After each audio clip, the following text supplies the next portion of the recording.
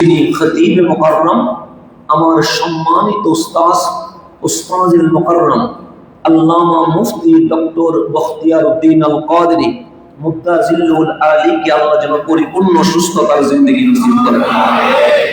যেহেতু এটা জিলহজ মাসের শেষ জুমা, আরবি ক্যালেন্ডার অনুযায়ী আমাদের বৎসরের শেষ জুমা আজকে। মুহররম থেকে আমাদের নতুন বছর কি হয়ে যাবে, শুরু হয়ে যাবে।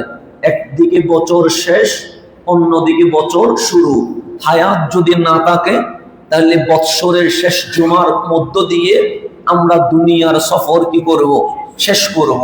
সেই জন্য আজ বৎসরের শেষ জুমায় এসে আমাদের তাকরীরের বিষয়বস্তু হওয়া উচিত, আমার আল্লাহ যা চায় আমরা যেন তা পৌঁছাইয়া দিতে পারি।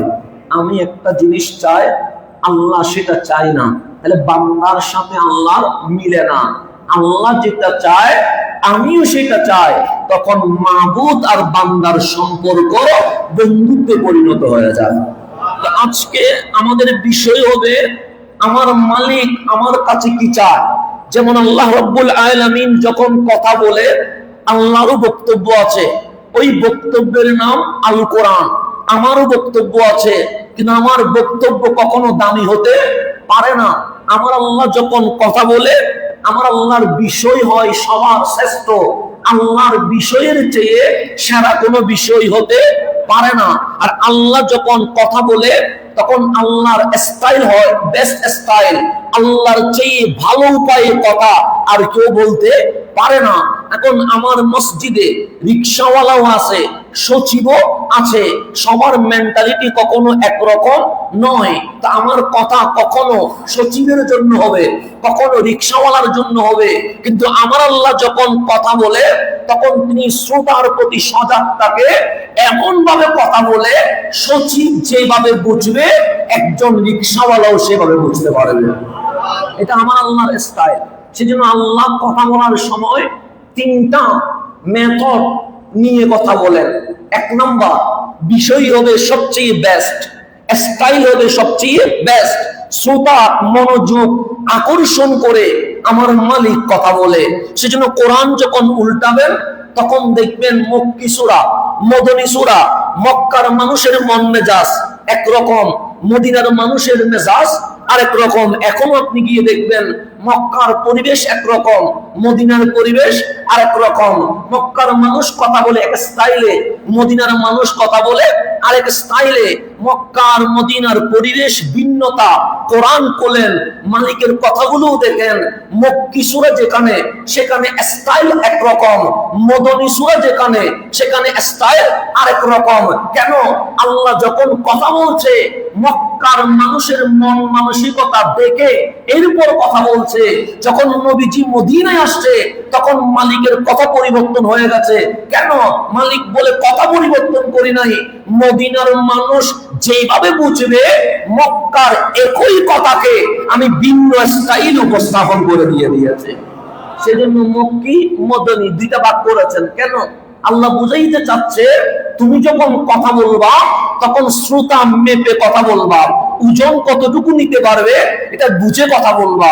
সেজন্য আল্লাহ আমাদেরকে হাবিবুল্লাহর মাধ্যমে আমরা কোন বিষয়ে কথা বলবো, কোন স্টাইলে কথা বলবো, কোন শ্রোতার সামনে কথা বলবো, এগুলো শিখিয়ে দিয়েছেন। কোরআন খোলেন, আল্লাহর ডাক যেটা আছে সেটাও ভিন্ন ভিন্ন। কখনো বলে ইয়া আইয়ুহান নাস, কখনো বলে ইয়া আইয়ুহাল কাফিরুন, কখনো বলেন ইয়া আইয়ুহাল্লাযীনা আমানু। আল্লাহর ডাকও ভিন্ন ভিন্ন। যেখানে শরীয়তের কথা আসছে সেখানে দেখবেন আল্লাহ বলেছেন ইয়া আইয়ুহাল্লাযীনা আমানু। যখন সৃষ্টির কথা আসছে, বিজ্ঞানের কথা আসছে, পৃথিবীর কথা আসছে, সমাজ বিজ্ঞান, অর্থনীতি, পররাষ্ট্রনীতি, স্বরাষ্ট্রনীতি নিয়ে কথা আসছে, তখন আল্লাহ বলছে ইয়া আইয়ুহান নাস। যখন ধর্ম নিয়ে বিরোধের কথা আসছে তখন আল্লাহ বলেছেন ইয়া আইয়ুহাল কাফিরুন। আল্লাহ সম্বোধন করেছেন ভিন্ন ভিন্ন। তো আমাদের যে সৃষ্টি, এই সৃষ্টির কথা যখন বলছে তখন আল্লাহ ইয়া আইয়ুহাল্লাযীনা আমানু বলে নাই, আল্লাহ ইয়া আইয়ুহাল কাফিরুন বলে নাই, আল্লাহ বলছেন ইয়া আইয়ুহান নাস, হে মানব জাতি শোনো। এখানে হিন্দুও আছে, বৌদ্ধও আছে, চাকমাও আছে, ইহুদিও আছে, খ্রিস্টানও আছে। শুধু তাই নয়, যে ধর্ম মানে না সে নাস্তিকও আছে। কেন? মালিক বলছে এই কথা শুধু মুসলিমের জন্য নয়, এই কথা শুধু নন মুসলিমের জন্য নয়, সমগ্র বিশ্বের মানব জাতির জন্য। তো মালিক বলছে ইয়া আইয়ুহান নাস, হে মানব জাতি শোনো, ইন্না খালাকনাকুম মিন যাকারিন ওয়া উনসা, আমি আল্লাহ তোমাদেরকে বানিয়েছি এক পুরুষ এবং এক নারী থেকে। সেখানে মুসলমানও আছে, হিন্দুও আছে, বৌদ্ধও আছে, সবাইরে বানাইছে কে? আমরা বলে গেছি আল্লাহরে, কিন্তু আল্লাহ আমাদের রিজিক দেওয়ার কথা বলে যাই নাই। হিন্দু বলে কি আল্লাহ বৈষম্য করেছে? নাস্তিক বলে কি তার খাবার রিজিক বন্ধ করে দিয়েছে? না, মালিক বৈষম্য করে নাই। মালিক বলছে এটা আমার সৃষ্টি, মালিক আমাকে বলে নাই, আমি মালিকরে ভুলে গেছি। সেজন্য বলছে ইন্না খালাকনাকুম মিন যাকারিন ওয়া উনসা, এক পুরুষ বাবা আদম, এক মহিলা মা হাওয়া থেকে আমি আল্লাহ তোমাদেরকে সৃষ্টি করেছি। তা আল্লাহ যখন এক আদম এক হাওয়া থেকে সৃষ্টি করেছে, তাহলে আমরা তো এক টাকার কথা ছিল, ভিন্ন টাকার তো কথা ছিল না। বাঙালি হওয়ার দরকার ছিল না, কানাডিয়ান হওয়ার দরকার ছিল না, আফ্রিকান হওয়ার দরকার ছিল না, আরবি অনারবি হওয়ার দরকার ছিল না। কিন্তু আল্লাহ বলছেন ওয়াজআলনাকুম শুউবাও ওয়া কাবাইলা, বানাইছি মূল এক বাবা আদম এবং মা হাওয়া থেকে।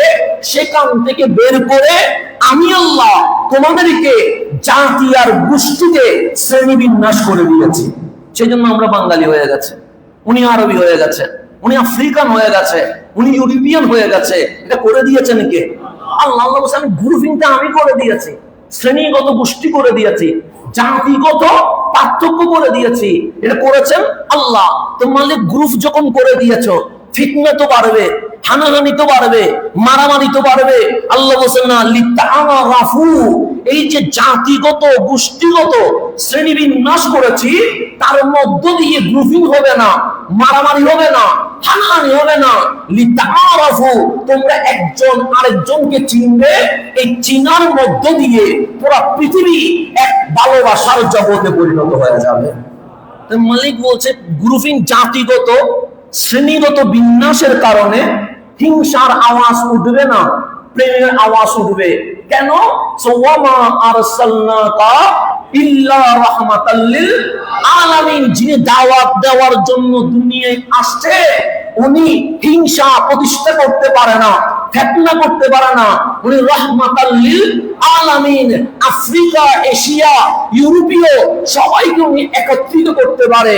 সেই জন্য এই রাসূলের মূল মেথড ছিল প্রেম, ভালোবাসা। তো আল্লাহ বলে জাতিগত শ্রেণীবিন্যাস হওয়ার কারণে মত পার্থক্য হবে না, বরং এক ভালোবাসার জগৎ সৃষ্টি হয়ে যাবে। সেই জন্য আপনি যদি দেখেন ইসলামের প্রথম খেদমত আরবিরা করেছেন। যেমন সিদ্দিক আকবর উনি আরবি, ফারুক আজম উনি আরবি, উসমান জুন্নুরাইন উনি আরবি, মাওলা আলী উনি আরবি, ইমাম হাসান ইমাম হুসাইন ওনারা আরবি। আনসার ও মুহাজির অধিকাংশ রাদিয়াল্লাহু আনহুম ওনারা সবাইকে আরবি। তাহলে ওনাদের প্রতি আমরা অনারবি হওয়ার পরেও সম্মান আছে না নাই? আছে। কখনো অসম্মান করার সুযোগ নাই। আবার ওনাদের পরে চলে আসেন বুখারী শরীফ, ইমাম বুখারী উনি অনারবি, ইমাম মুসলিম উনি অনারবি, ইমাম আজম আবু হানিফা উনি অনারবি, গৌসুল আজম দস্তগীর উনি অনারবি। তো ওনারা যে পরবর্তীতে খেদমত করলেন, ওনারা আরবি না অনারবি? অনারবি। এখন আপনি আরব দেশে ঘুরে দেখবেন, সবাই দেখবেন ইমাম বুখারীকে মুহাদ্দিস জগতের সরদার শিরোমণি মানতে বাধ্য হয়ে গেছে। আরবিরা অনারবিকে মানছে, অনারবিরা আরবিকে মানছে। যেমন আমি হানাফি মাযহাব অনুসরণ করি, আমার দৃষ্টিতে উনি ইমামে আযম। আমার দৃষ্টিতে বলতাম কেন আমি হানাফি মাযহাব অনুসরণ করছি, কিন্তু আমি মিশরে গিয়ে দেখলাম আমাদের আল আজহারে যেটা আমি ইসলামিক ল নিয়ে পড়ছি, সেখানে বারবার ইমাম আজম আবু হানিফার কথা আসবে, ইমাম শাফির কথা আসবে, ইমাম মালিকের কথা আসবে, ইমাম হাম্বলির কথা আসবে। যতবারই ইমাম আবু হানিফার কথা আসছে, ওনারা শাফি মাযহাবের, মালিকি মাযহাবের, কিন্তু বলতে গিয়ে বলছেন ক্বালা আল ইমাম আল আসাম, ইমাম শাফিরও যিনি ইমাম, উনি ইমামে আযম আবু হানিফা। তাহলে আরবিরাও অনারবি ইমামে আযমকে সম্মান করতে কি হয়ে যাচ্ছে, বাধ্য হয়ে যাচ্ছে। এই আল্লাহ বলেন তাআরাফু, ইসলাম আসার মধ্য দিয়ে আফ্রিকান আর আমেরিকান ভাগ হয়ে যায় নাই। ইসলাম আসার মধ্য দিয়ে অনারবির চেয়ে আরবি ফজিলত বেশি পাওয়া যায় নাই। এক ইসলাম এসে জাতিগত বিন্যাস থাকার পরেও এলমের কারণে, তাকওয়ার কারণে সবার সেরা বানিয়ে দিয়ে দিয়েছে। তো আল্লাহ বলছেন আমি জাতিগত কি করে দিয়েছি, বিন্যাস করে দিয়েছি। এখন আপনি এই সৃষ্টি জগতে যতটুকু দেখা যায়, যা দেখা যায় না সেটা নিয়ে আপনি অনুমান করতে পারবো না। যা দেখা যায় সেটা নিয়ে কথা বলতে হবে। সেই জন্য কোরআনের কথার বৈশিষ্ট্য ভিন্ন ভিন্ন আছে। যেমন মেরাজের কথা কোরআনে আসে না? নেই, আছে। আলাদা সূরাতুল ইসরা আছে 15 পারায়। নাজমি ইযা হাওয়া, সূরা নজমে মেরাজের কথা আসছে। অনেক সূরায় মেরাজের কথা আসছে। তো আপনাকে যদি বলি মেরাজ মানে কি, তাহলে আপনি চুপ বন্ধ করে বলবেন দুনিয়ার জমিন থেকে ঊর্ধ্বগমন, এটার নাম মেরাজ। কথা ঠিক না? তা আল্লাহ মেরাজের আলোচনা কোরআনে উপস্থাপন করেছে কি করে নাই? করেছে, ভিন্ন ভিন্ন রূপে করেছেন। তো মেরাজ মানে আল ইসরা মানে ঊর্ধ্বগমন, উপরে যাওয়া। তো রাসূল যখন মেরাজে যাচ্ছে তখন বিমান, হেলিকপ্টার, রকেট এগুলো কেউ চিন্তা করতে পেরেছে? পারে নাই। আজকে আপনি যদি দেখেন এখন বোমা বড় করে ফুটাইতে হয় না, 2000 মাইল দূরে আমি একজনের রুমে হামলা করব, সামান্য ছিদ্র দিয়ে আমি কি করতে পারি, হামলা করতে পারি। তাহলে বিজ্ঞানের আপডেট এখন হয়েছে কি হয় নাই? হয়েছে। কিন্তু আজকে থেকে 1400 বছর আগে এগুলো কখনো কল্পনার জগতে আসছে? আসে নাই। তো মেরাজ মানে উপরে চলে যাওয়া। তা আল্লাহ মেরাজ, একটা হচ্ছে টেক্সট, টেক্সট মানে কোরআন সুন্নাহ দলিল, আর একটা হচ্ছে কনটেক্সট মানে প্রেক্ষাপট, পরিবেশ। সেই জন্য শুধু আলেম হইলে হবে না, শুধু টেক্সট কোরআন সুন্নাহ পড়লে হবে না, ওনাকে কনটেক্সট পরিবেশও বুঝতে হবে। শুধু আপনি কোরআন পড়লেন, বললেন কোরআনে এটা আছে, আপনি কি করেন, হামলা করেন, মারেন, কেটে ফেলেন, শুধু হবে না। আপনি যদি কোরআন খোলেন আপনাকে দুইটা জিনিস বুঝতে হবে, একটা টেক্সট বুঝতে হবে আর একটা কনটেক্সট বুঝতে হবে। টেক্সট মানে দলিল, নস, কোরআন সুন্নাহ। কনটেক্সট মানে প্রেক্ষাপট, পরিবেশ। এখন আপনি কোরআন খোলেন, একটা আয়াত আপনার সামনে দিলাম, আস-সারিকু ওয়াস-সারিকাতু, চুর এবং চূর্ণী, পুরুষ বা মহিলা যদি চুরি করে, আল্লাহ বলে ফাক্তাউ আইদিয়াহুমা, আমি আল্লাহর রায় হচ্ছে তাদের হাত কেটে ফেলতে হবে। ঘোষণা কার? আল্লাহ। এটা হচ্ছে টেক্সট, দলিল, নস। কোরআন বলছে আস-সারিকু ওয়াস-সারিকাতু, চোর পুরুষ হোক বা মহিলা হোক, ফাক্তাউ আইদিয়াহুমা, তাদের উভয়জনের হাত কি করে ফেলতে হবে। এটা বিচার কার? এটার নাম হচ্ছে টেক্সট। এখন এই কোরআনের আয়াত আমি যতটুকু বুঝবো, ফারুকে আজম যদি তফসির করে আমার তফসির সেরা হবে না ফারুকে আজমের তফসির সেরা হবে? কার তফসির সেরা হবে? ফারুক আজমের। বেলাশা। কেন? সাহাবী মানে দলিল, আমিরুল মুমিনিন মানে দলিল, খলিফা মানে দলিল। আমি যদি বলি এটার ব্যাখ্যা এটা হবে, মানলে মানেন, না মানলে বেঈমান হওয়ার কোনো সম্ভাবনা নাই। আর ফারুক আজম যদি বলে এটাই ব্যাখ্যা, মানতেই হবে, আপনার পছন্দ হোক আর নাই হোক। কেন? আল্লাহর রাসূল নিজে বলে গেছে আমাকে অনুসরণ করো, আমার পরে আমার খলিফা যাদেরকে রেখে যাচ্ছি, সিদ্দিক আকবর, ফারুক আজম, উসমান যুন নুরাইন, মাওলা আলীকে আমি রাসূল দলিল হিসেবে রেখে দিয়ে যাচ্ছি। তাহলে এখন আসেন, তাহলে আপনাকে যদি আমি অর্থ করি, আস-সারিকু ওয়াস-সারিকাতু, পুরুষ চোর অথবা মহিলা চোর যদি চুরি করে, ফাক্তাউ আইদিয়াহুমা, তাদের দুই হাত কি করে ফেলতে হবে। তাহলে এখন আপনাকে যদি আমি জজ বানিয়ে দিই যে আপনি কি করবেন, বিচার করেন, আপনি টেবিলে বসে গেছেন, আসামি কাঠগড়ায় দাঁড়িয়ে গেছে, লয়ার দাঁড়িয়ে আছে, এদিকে দেখেন, এদিকে দেখেন। তাহলে একটু আমার কথা বুঝতেছেন? জজকে দায়িত্ব দিলাম যে কি করবেন, চুরের কি করবেন, বিচার করবেন। উনি কিসে বসে গেছে? টেবিলে বসে গেছে। চোর দাঁড়িয়ে আছে আসামির কাঠগড়ায় লয়ার পক্ষে বাদী বিবাদী হয়ে গেছে, প্রমাণ হয়ে গেছে উনি চুরি করেছে, এখন জজ কি রায় দিবে? কোরআনের আয়াত আস-সারিকু ওয়াস-সারিকাতু ফাকতাউ আইদিয়াহুমা, চোরের হাত কি করে ফেলতে হবে? ফারুক আজম খলিফা, দুর্ভিক্ষ চলছে, চোর ধরা পড়েছে, এখন কোরআনের আয়াত টেক্সট আস-সারিকু ওয়াস-সারিকাতু ফাকতাউ আইদিয়াহুমা, তাদের হাত কি করে ফেলতে হবে? কেটে ফেলতে হবে। ফারুক আজম মসজিদে নববীর আদালতের মিম্বরে বসা, বিচার শুরু হয়ে গেছে, চোর চুরি করেছে প্রমাণিত হয়ে গেছে, কোরআনের টেক্সট ওনার চোখের সামনে স্পষ্ট কাতঈ দলিল রয়ে গেছে, চুরি করলে কি করে ফেলবে? হাত কেটে ফেলবে। ফারুক আজম চোরকে মাফ করে দিয়েছে। চোর কি করে দিছে? এটা নাও কনটেক্সট, পরিবেশ, প্রেক্ষাপট। তখন মানুষ অবাক হয়ে যাচ্ছে, কিন্তু আল কোরআন যেখানে আছে তার বাইরে গিয়ে ফারুক আজম বিচার করবে, এটা জীবনে কখনো হতে পারে না। আমি হয়তো বাম হাতে লেনদেন করতে পারি, কিন্তু আমার ওমর তো কখনো পারে না। এটা রাসূলের ওমর, এটা তো কখনো পারে না। আমি হয়তো দুর্নীতি করতে পারি, কিন্তু আমার ফারুক কখনো দুর্নীতি করতে পারে না। সেই জন্য ফারুক আজমের বিচার দেখে সাহাবী তাবী অবাক হয়ে গেছে। স্পষ্ট কোরআনের আয়াত আছে, হাত কাটতে হবে, আর ওমর কি করে দিয়েছে? মাফ করে দিয়েছে। কারণ কি? সবাই জিজ্ঞেস করলেন ফারুক মাফ করলেন কেন?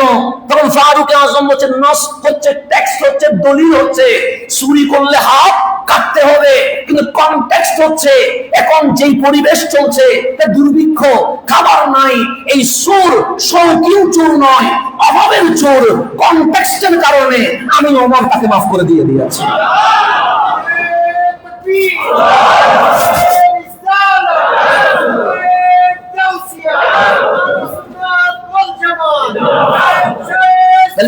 এটার নাম এলম, এটার নাম জ্ঞান। আপনি কোরআন পড়ে যদি ইসলামী খেলাফত কায়েম করবো, মেরে ফেলবো, কেটে ফেলবো, আপনি টেক্সট বুঝার আগে আপনি কনটেক্সট বুঝতে হবে, প্রেক্ষাপট বুঝতে হবে, পরিবেশ বুঝতে হবে, এরপর আপনি কোরআনের নস আপনি কায়েম করতে পারবেন। কনটেক্সট না বুঝে টেক্সট বুঝতে গেলে আজকে ইসলামের ভেতরে ঢুকে অনেকেই মব জাস্টিস সন্ত্রাসের মাধ্যমে ইমাম মুয়াজ্জিন পর্যন্ত হত্যা করে বলছে। সে কনটেক্সট বুঝছে না, এই বসে টেক্সট আমি একটা পাইছি, ভেঙে ফেলো, হ্যাঁ ভেঙে ফেলবো। সে বুঝে না কনটেক্সট কি, প্রেক্ষাপট কি, পরিবেশ কি। তো পরিবেশ প্রেক্ষাপট যে না বুঝে, সেই জন্য ফিকহের মধ্যে একটা কথা আছে, এলম যদি 1 মন থাকে, হেলম লাগে 40 মন। এটা নাম কনটেক্সট। আপনি কনটেক্সট না বুঝে কখনো কোরআনের আয়াত এটার উপর কি করতে পারবেন না, প্রতিফলন করতে পারবেন না। সেজন্য আপনাকে প্রেক্ষাপট, পরিবেশ বুঝে এরপর আপনাকে টেক্সট কোরআনের আয়াত ঢালতে হবে। সেজন্য কোরআন যখন পড়েন দেখবেন একটা নাসেখ হয়ে আছে, একটা মানসুখ হয়ে আছে। কোরআনের অনেক প্রকারভেদ আছে, কোন হুকুম রহিত হয়ে গেছে, আর কোন হুকুম বলবৎ আছে। কেন?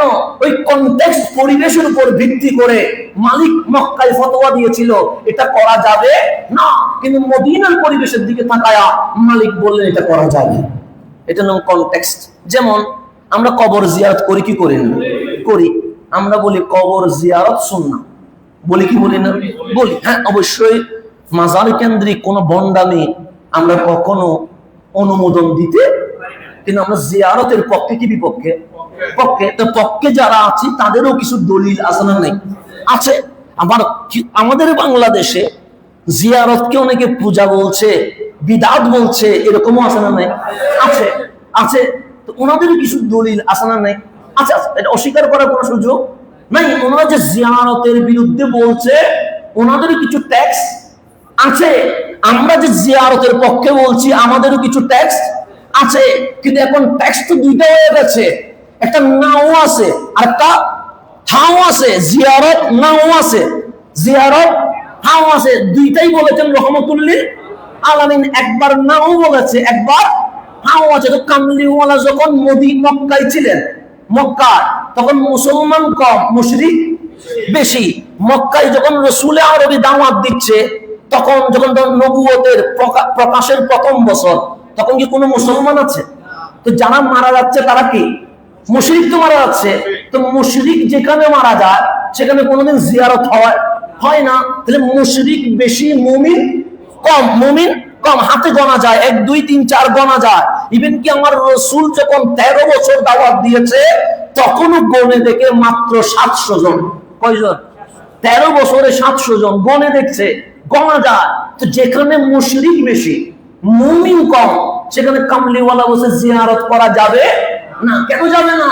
কারণ ওরা মক্কার ভেতরে 307 মূর্তি রেখে ওদেরকে আল্লাহ বলছে, আর আমরা যে জিয়ারত করতে গেছি মূর্তির কাছে যাই নাই, বান্দা মারা গেছে তার মাজারে জিয়ারত করছি, তার গুণগান নয়, কোরআন পড়ছি, আমরা দরুদ পড়ছি, মাওলার দরবারে দোয়া করছি। এটা ভাগ করতে পারবে না, মাত্র দাওয়াত দিয়েছি। তো মক্কাই বলেছেন না কেন? টেক্সট আর কনটেক্সট মিলে গেছে। পরিবেশ হচ্ছে সেখানে মুশরিক বেশি, টেক্সট হচ্ছে জিয়ারত করা যাবে না। মদিনায় আসলেন, বদর হয়ে গেছে, উহুদ হয়ে গেছে, হুনাইন হয়ে গেছে, খন্দক হয়ে গেছে।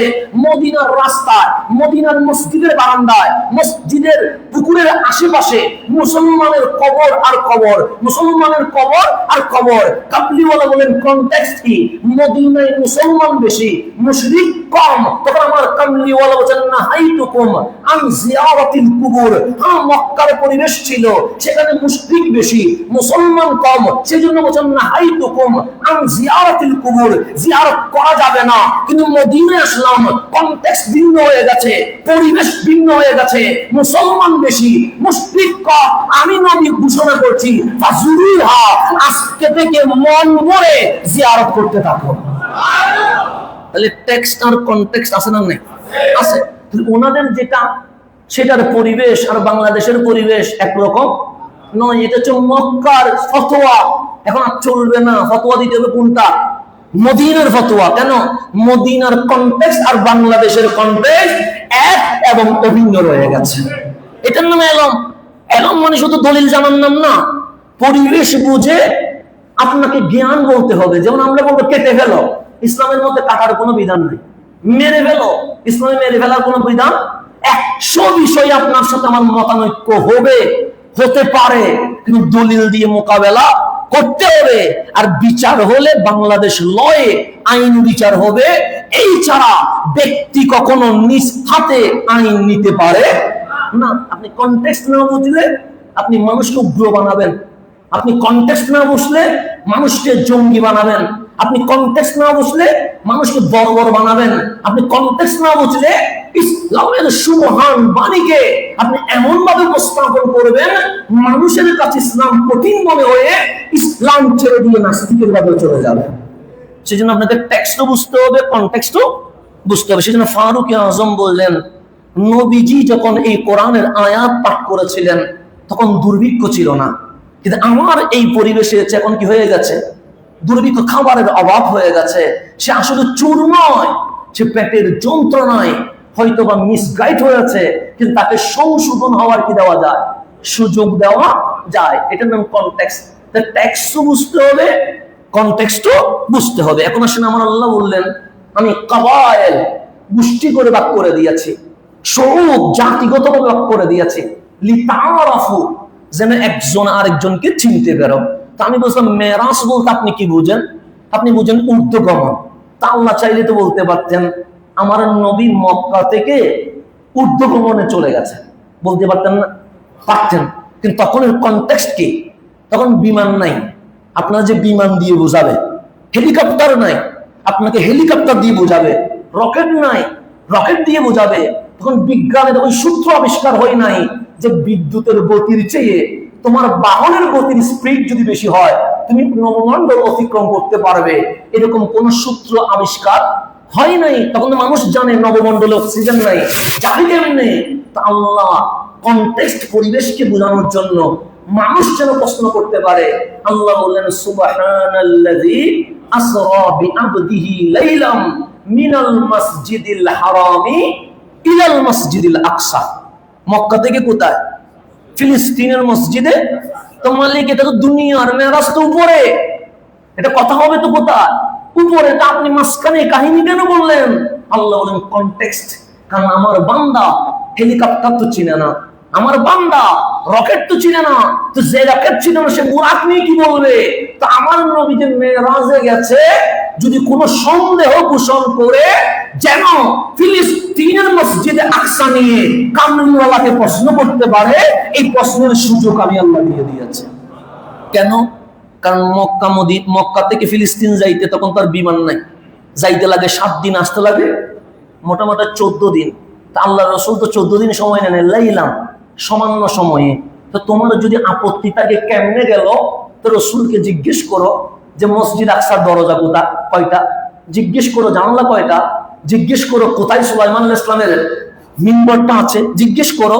যদি আমার রসুল মসজিদে আকসার উত্তর 100-তে 100 দিতে পারে, তাহলে তুমি এটাও মেনে নাও যিনি মক্কা থেকে সামান্য সময়ে মসজিদে আকসায় যেতে পারে, তিনি সেই রসুল, তিনি আরশেও যাইতে পারেন। এটার নাম কনটেক্সট। আল্লাহ বলছেন, আমি ডাইরেক্ট বলতে পারতাম যে আমার নবী মক্কার জমিন থেকে আরশে চলে গেছে, আসমানে চলে গেছে, বলতে পারতাম, কিন্তু আমি আসমানের কথা বলি নাই। কেন? আমার বান্দা আসমান দেখে নাই, আমার বান্দা চাঁদ গ্রহ কারে বলে সেটা জানে না, আমার বান্দা গ্যালাক্সি গুলো কিরকম এটা বুঝে না। তো এখন হইলে হয়তো প্রেক্ষাপট আলাদা বর্ণনা হইতো। তো আমরা যা বুঝি, যা দেখি, সেটা থেকে আমাদেরকে বুঝতে হবে। আপনি যদি গভীরভাবে খেয়াল করেন, পৃথিবীতে অমূল্য রতন, অমূল্য সম্পদ জমিনে আছে না নাই? আছে। যে রাষ্ট্রের স্বর্ণ বেশি, সেই রাষ্ট্রের ক্ষমতা বেশি, কথা ঠিক না? বর্তমান বলা হচ্ছে সারা বিশ্বের 80% স্বর্ণের মালিক আমেরিকা। সেই কারণে সবাই কোন দিকে তাকায় আছে? আমেরিকার দিকে। হ্যাঁ, আল্লাহ তো দিছিল আরবে, কিন্তু আমরা গাঁদা হওয়ার কারণে, আমাদের ব্রেন আকল না থাকার কারণে, আমরা মূর্খ হওয়ার কারণে আমাদের মাথার উপরে ডলার নামক কাগজ দিয়া আমার স্বর্ণ তুলে নিয়ে গেছে। না, তো হাই হুতাশ করতে লাভ নাই, মালিক আমেরিকা হয়ে গেছে। 80% কিসের মালিক? স্বর্ণের মালিক আমেরিকা। তাহলে ক্ষমতা কার বেশি? আমেরিকার বেশি। আগে ছিল রাশিয়া, রাশিয়ার স্বর্ণ কমে গেছে, আমেরিকার স্বর্ণ বেড়ে গেছে, আমেরিকা কি হয়ে গেছে? আজকে যে ইরাকের মধ্যে হামলা হচ্ছে, ইরানের মধ্যে হামলা হচ্ছে, মুসলিম যে আফগানের মধ্যে হামলা হচ্ছে, কেন? কারণ তাদের কাছে তেল আছে। এই তেলগুলো আমাকে কি করতে হবে? নিতে হবে, নিতে হবে। মুসলিম কান্ট্রির ভেতরে মালিক তেল দিয়ে দিয়েছে। তাহলে স্বর্ণ দামি, এটা অস্বীকার করার কিছুই নাই। তেল দামি, এতে অস্বীকার করার কিছুই নাই। কয়লা, যেটা খনি পাওয়া যায়, যেটার উপর বিদ্যুৎ আজকে আমরা পাচ্ছি, কয়লা দামি কি দামি না?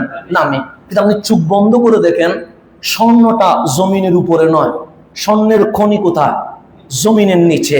তেলের খনিটা জমিনের উপরে নয়, তেলের খনিটা জমিনের নিচে। কয়লার খনিটা মালিক জমিনের উপরে দেয় নাই, কয়লার খনিটা জমিনের নিচে। এইভাবে করে যত দামি কোয়ালিটিপূর্ণ জিনিস আছে সব কিছু জমিনের নিচে। কিন্তু আপনি নিজের দিকে তাকান, আল্লাহ আপনার জমিনের নিচে নয়, মালিক আপনাকে জমিনের উপরে দিয়ে দিয়েছেন। আপনার পায়ের নিচে স্বর্ণের খনি, আপনার পায়ের নিচে তেলের খনি, আপনার পায়ের নিচে কয়লার খনি।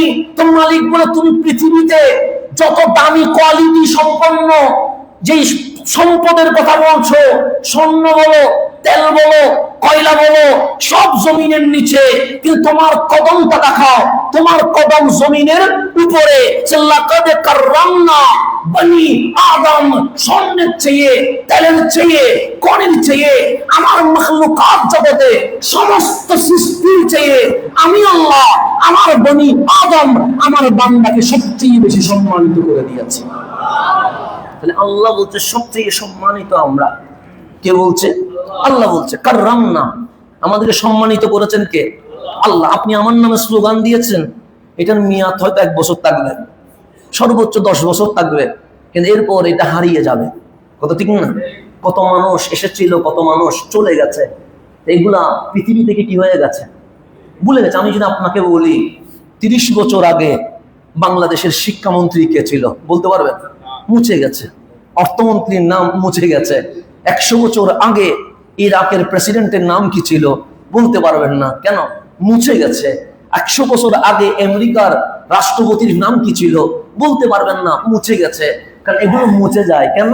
দামি করেছে বান্দা, বান্দা দামি করলে মুছে যায়।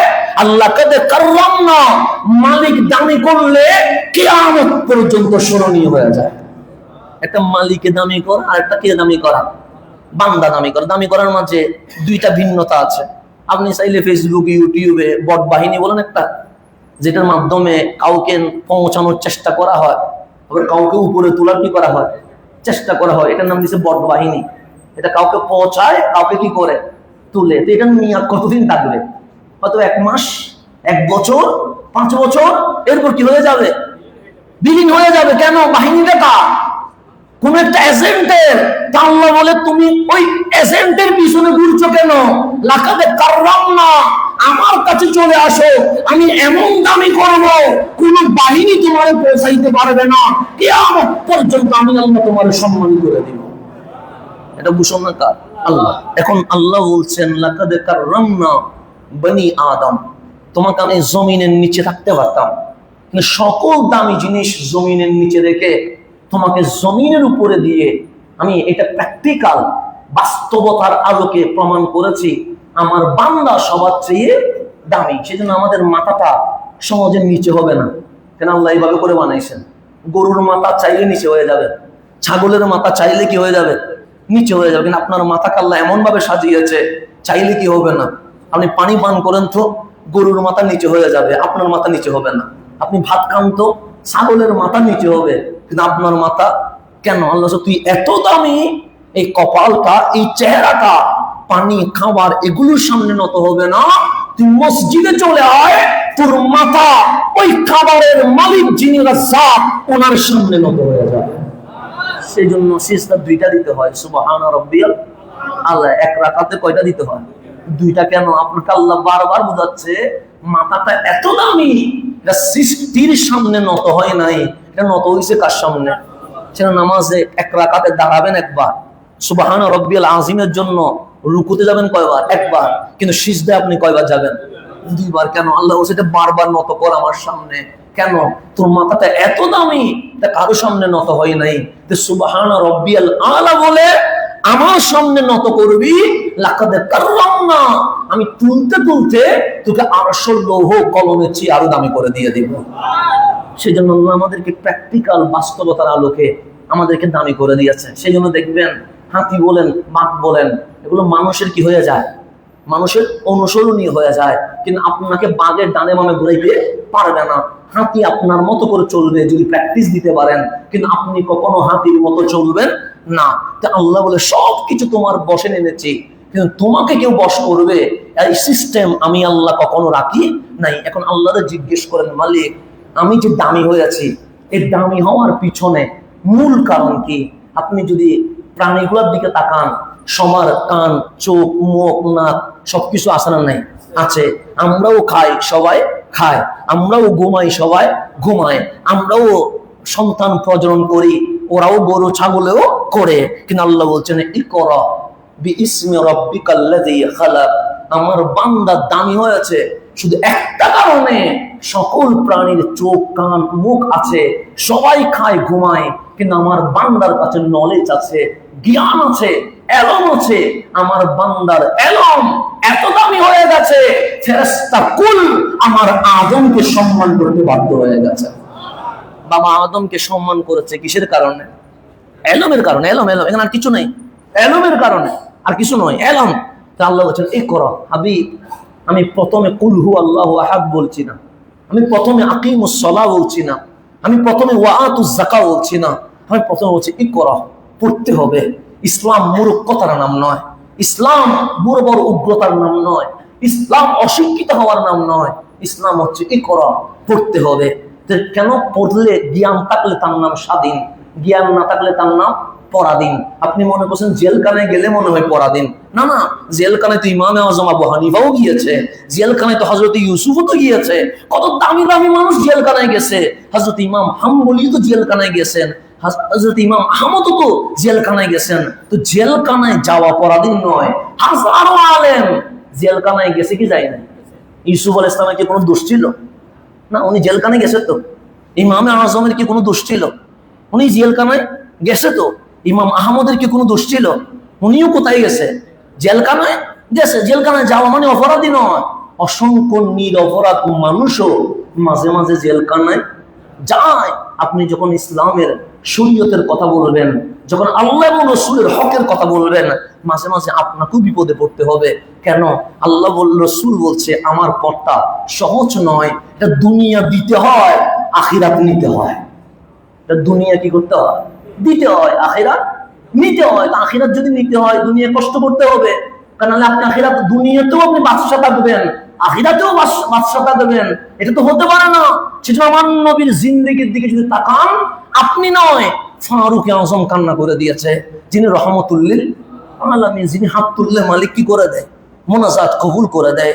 ওনার ঘরে গিয়ে দেখে একটা চাটাইতে রসুল শুয়ে আছে, চাটার দাগ কামলিওয়ালার পিঠ মোবারক দাগ হয়ে গেছে, কারণ নোরানি বদন, শরীরটা এত সফট ছিল, তো তুলা ছিল।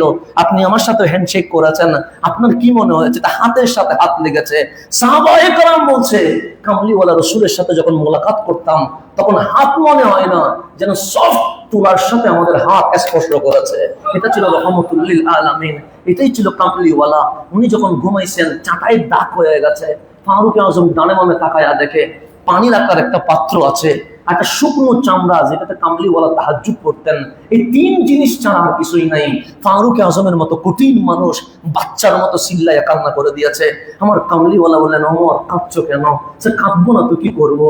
আপনি রহমতুল্লিল আলামিন, আপনি ইমামুল আম্বিয়া, আপনি সৈয়দুল মুরসালিন, আপনি চাইলে সুলাইমানের চেয়ে বড় বাদশা হইতে পারতেন, কিন্তু আপনার ঘরে মাত্র তিনটা জিনিস। আমার নবী বলে এটার জন্য কি কাঁদতে হয়? তো কাঁদবো না তো কি করবো?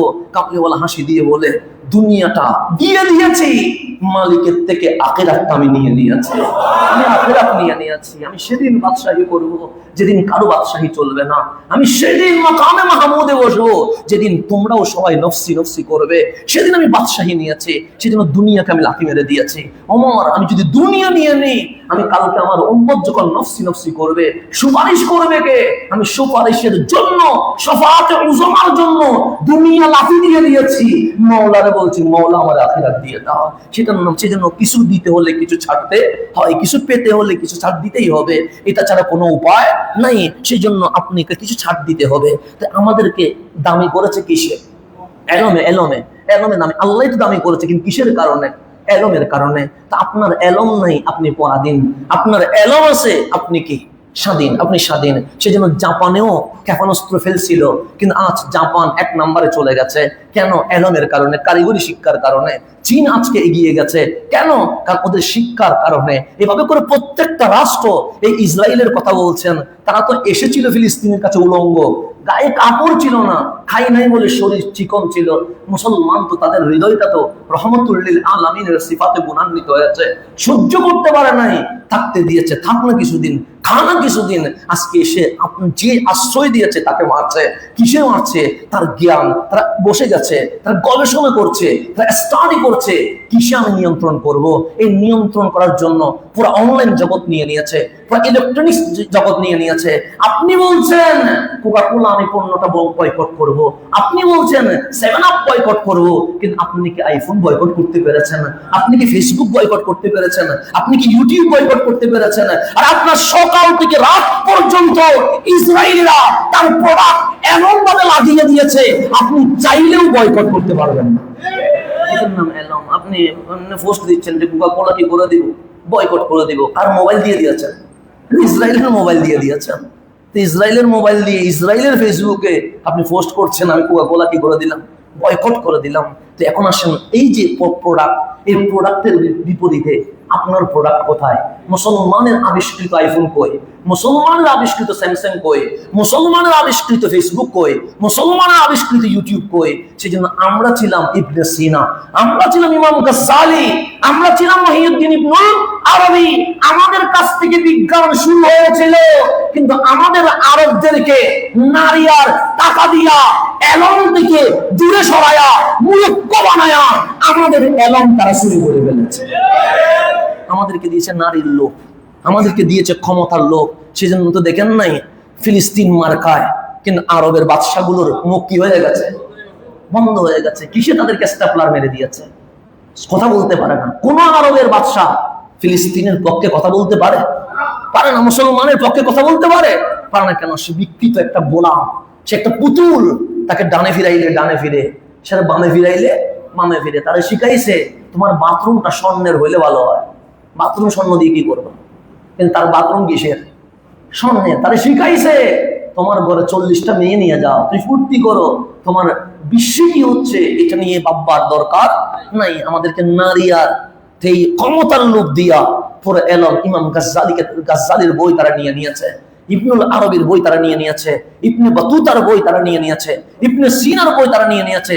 সেজন্য আপনি ইরাকে হামলার ইতিহাস পড়বেন, সর্বপ্রথম ইরাকে যখন হামলা হচ্ছে বাগদাদের প্রাচীন লাইব্রেরি জ্বালিয়ে দিয়েছে। প্রথম কিন্তু লাইব্রেরিতে হামলা হয়েছে, প্রথম মেডিকেলে হামলা হয় নাই, প্রথম গড়ে হামলা হয় নাই, প্রথম হামলা করেছে কোথায়? লাইব্রেরিতে। কেন জানে সব যদি শেষ হয়ে যায়, বাগদাদের একটা লাইব্রেরি যদি থেকে যায়, মুসলমানরা আবার জেগে উঠবে। সেজন্য লাইব্রেরি শেষ করে দাও, এলম শেষ করে দাও, জ্ঞান শেষ করে দাও। তো বাবা আদমের তানজিম মহত্ব হয়েছে কিসের কারণে? এলমের কারণে। সেজন্য আল্লাহ বলছেন ওয়াল্লামা আদামাল আসমা কুল্লাহা, আমি আমার আদমকে সব বিষয়ে জ্ঞান দিয়ে জ্ঞানী বানিয়ে দিয়েছি। ওয়াল্লামা, আমি আল্লাহ শিখাইছি কারে? বাবা আদমকে। তারপর বলছে যে ওয়াল্লামা আদামাল আসমা কুল সুম্মা আরাদাহুম আলাল মালাইকা, সমস্ত জ্ঞান শিখায়া মহাজ্ঞানী বানায়া আমি আদমকে ফেরেশতাদের সামনে এনে দিয়েছি।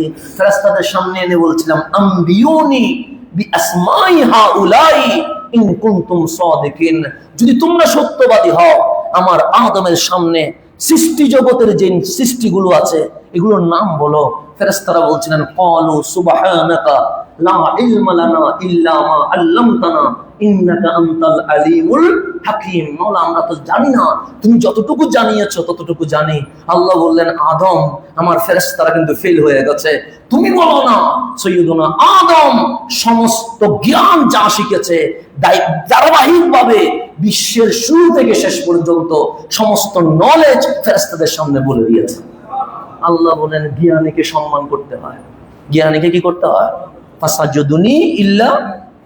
ফাসাজাদু ইল্লা ইবলিসা, আমার আদমকে সবাই সিজদা করেছে। আল্লাহকে জিজ্ঞেস করেন মালিক সিজদা তো শুধু তোমার জন্য, ফেরেশতা কুল বাবা আদমকে কেন করছে? সে এলমের কারণে করছে। এলম মানুষকে এত দামি করে দিয়ে দেয় ফেরেশতা পর্যন্ত ঝুঁকে যেতে বাধ্য হয়। সেজন্য এলম ছাড়া কোনো উপায় নাই। আপনাদের বাংলাদেশে ধরে আসেন, বাংলাদেশে যদি কারোর সাথে যুদ্ধ হয়, বাংলাদেশে কারোর সাথে যদি কি হয়ে যায়, যুদ্ধের মধ্যে কেউ মারা যায় আর কেউ কি হয়ে যায়, বন্দি গ্রেপ্তার হয়ে যায়, এরকম হয় না? হয়। ধরুন কেউ আমাদের উপর হামলা করেছে, আল্লাহ না করুক, কেউ মারা গেছে আর কেউ কি হয়েছে, গ্রেপ্তার বন্দি হয়েছে। এখন যদি বাংলাদেশ প্রশাসন উন্মুক্ত বিচার করে যে বাংলাদেশের মানুষ রায় দিবে এদের ব্যাপারে আমরা কি করব, তখন আপনারা কি রায় দিবেন? আপনারা নিশ্চয়ই বলবেন যে আমার দেশের সাথে গাদ্দারি করেছে, তার বেঁচে থাকার কোনো অধিকার নাই। আপনি বাইলে তো ঘুষি দিয়ে লাথি দিয়ে অনেক আগে মেরে ফেলবেন, কারণ এই অভ্যাস তো আমাদের আছে। কথা ঠিক না? মানুষকে কিভাবে মারতে হয় অভ্যাসটা আমাদের আছে না? কতটুকু জালেম হতে হয়, হ্যাঁ আমাদের অভিজ্ঞতা আছে। সুতরাং আপনাকে যদি ছেড়ে দেয় যে এগুলা বন্দি আমার দেশে হামলা করেছিল, কি করবা?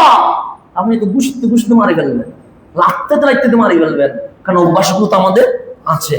বদর যুদ্ধে 70 জন মারা গেছে, আর 70 জন কি হয়ে গেছে?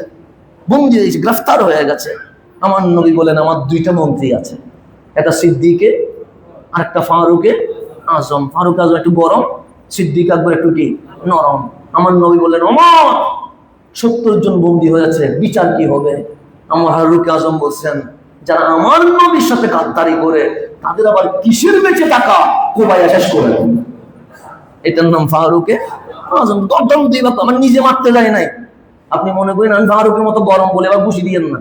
ফারুক আজম নিজের অভিমত জানাচ্ছে, ইয়া রাসূলুল্লাহ যারা মক্কা থেকে আপনারা মারতে বদরে এসে গেছে ওদের চেয়ে বড় গাদ্দার এই জমিন আর হইতে, আপনি বিচার হিসেবে হত্যা দিয়ে দেন।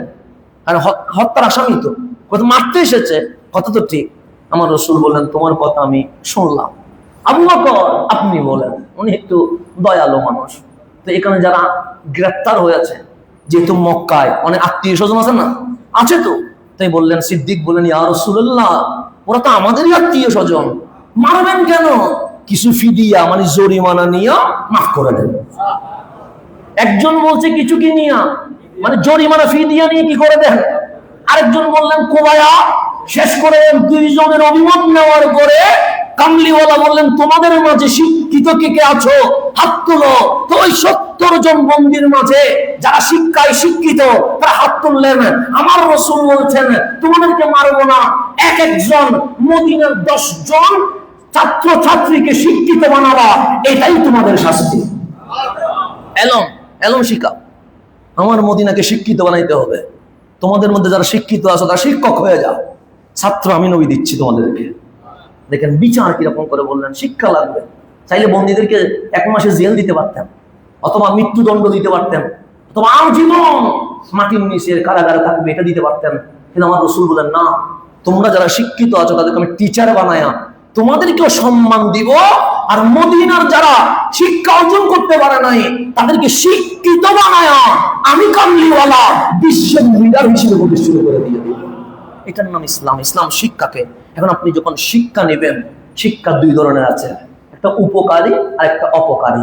অপকারী এলমের আমাদের কোনো দরকার নাই। যেমন অস্ত্র, এটা বানিয়েছিল উপকারের জন্য। কিসের জন্য? যিনি বানাইছেন ওনার নিয়ত ভালো ছিল, ওনার নিয়ত ছিল আত্মরক্ষা করব, দেশ হেফাজত করব। কিন্তু এই অস্ত্র এখন কিসে ব্যবহার হয়? এখন মানব হত্যাই ব্যবহার হয়। তাহলে ছিল উদ্দেশ্য ভালো, এখন উদ্দেশ্য কি হয়ে গেছে? একটা হচ্ছে ইলমুন নাফি, উপকারী এলম। এই উপকারী এলম যখন আপনি অর্জন করবেন, এলম আপনাকে 2টা জিনিস দিবে। কয়টা জিনিস দিবে? 2টা। আমার রাসূল এলম অর্জন করেছেন কার থেকে? আল্লাহ থেকে। আর রহমান আল্লামাল কোরআন। আল্লাহ বলছে, হাবিব আমি আপনাকে কোরআন শিখিয়েছি। তা আমার নবীও নূর, কোরআনও নূর। 2 নূর যখন পৃথিবীতে এসেছে, কাদ জাআকুম মিনাল্লাহি নূরুন ওয়া কিতাবুম মুবিন। কোরআনও নূর, নবীও নূর। তো এলম যখন অর্জন করে সর্বপ্রথম শিক্ষার্থী, যেহেতু কোরআনও নূর, নবীও নূর, নবীর নামও এলম, কোরআনের নামও এলম। 2 এলমের সান্নিধ্যে বান্দা যখন আসে, তখন বান্দার কলবে সর্বপ্রথম নূর তথা আলো জ্বলে ওঠে। এলম প্রথম নূর নিয়ে আসে। কি নিয়ে আসে? যেমন শাহজাহানপুরে এখন দিন চলতেছে, এখন কি লাইটের কোনো দরকার আছে? নাই। কিন্তু রাত্রে যখন আসবো তখন কি লাগবে? লাইট লাগবে। লাইট ছাড়া আসতে পারবো? লাইট মানে নূর। তো নূর কি দেখায়? পথ দেখায়। নূরের কাজ কি দেখায়? পথ দেখা। তো এলম সর্বপ্রথম নূর নিয়ে আসে। নূর আপনাকে হেদায়েত নিয়ে আসে। তো এই লাইট দিয়ে যখন আপনি পড়ছেন, আল্লাহ বলছে দোয়া কর, ইহদিনাস সিরাতাল মুস্তাকিম। এই নূর যেন, লাইট যেন তোমাকে কোথায় নিয়ে আসে? সিরাতে মুস্তাকিম নিয়ে আসে। আপনি যখন সর্বপ্রথম আমাকে ডাকলেন যে শাহজাহানপুর গাউসুল আজম মসজিদে কি করতে হবে? নামাজ পড়াতে হবে। এবার এটা ডানে যায় না বামে যায় আমি জানি না, কিন্তু ব্রিজের উপরে উঠে যায় না নিচে চলে যায় আমি জানি নাই। কিন্তু আমি গুগল ম্যাপ দিলাম যে গাউসুল আজম মসজিদ, রেলওয়ে শাহজাহানপুর, কিভাবে যাব? গুগল ম্যাপ আমাকে কোথায় নিয়ে আসছে? মসজিদের দরজায় নিয়ে আসছে। গুগল ম্যাপ হচ্ছে এটা লাইট, যেই লাইট আমাকে চিটাগাং থেকে শাহজাহানপুর মসজিদে নিয়ে এসেছে। এখন যদি গুগল ম্যাপে যদি লিখেন যে আমি জান্নাতে যাব, জান্নাতুল ফেরদৌসে যাব, গুগল ম্যাপ কি আপনারা জান্নাতে নিতে পারবে না? পারবে না। সেজন্য গুগল ম্যাপ শাহজাহানপুর মসজিদে আনতে পারবে, গুগল ম্যাপ রাস্তানিতে আনতে পারবে, গুগল ম্যাপ বরিশালে নিতে পারবে। তা আল্লাহ বলছে আমার নবীও নূর, কোরআনও নূর। এটা গুগল ম্যাপ কিসের? সে শাহজাহানপুরের নয়, রাস্তানির নয়, জান্নাতুল ফেরদৌসের গুগল ম্যাপ।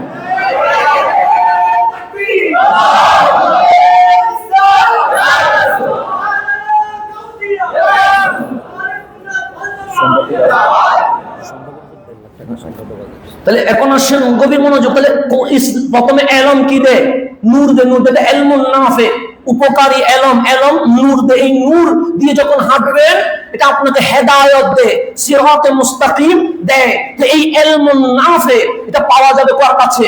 কোরআনের কাছে এবং রহমাতুল লিল আলামিনের কাছে। আল্লাহ বলছে আল্লাহু নূরুস সামাওয়াতি ওয়াল আরদ নূরুন আলা নূর। আল্লাহ বলছে এই নূর আমার থেকে নিয়েছে রহমাতুল লিল আলামিন। এই নূর আমার থেকে নিয়েছে আল কোরআন। এই 2 নূর যখন পৃথিবীতে এসেছে, এটার নাম ইকরা, পড়ো। আর রহমান আল্লামা কোরআন। কোরআন স্টাডি করো। কোরআন শুধু পড়লে হবে না, কোরআন শুধু অনুবাদ করলে হবে না, কোরআন শুধু বুঝলে হবে না। কোরআন স্টাডি করে কোরআন থেকে পাওয়া মেথড বিশ্বে কি করতে হবে? বাস্তবায়ন করতে হবে। এই নূর যখন যখন দুইটা আসছে, আল্লাহ বলে আমি নূরুস সামাওয়াতি ওয়াল আরদ, আমি আসমান জমিনের নূর, আমার নূর থেকে আমার কামলিওয়ালা নূর নিয়েছে, কোরআন নূর নিয়েছে। এই নূর যখন পৃথিবীতে এসেছে তখন উখরিজাত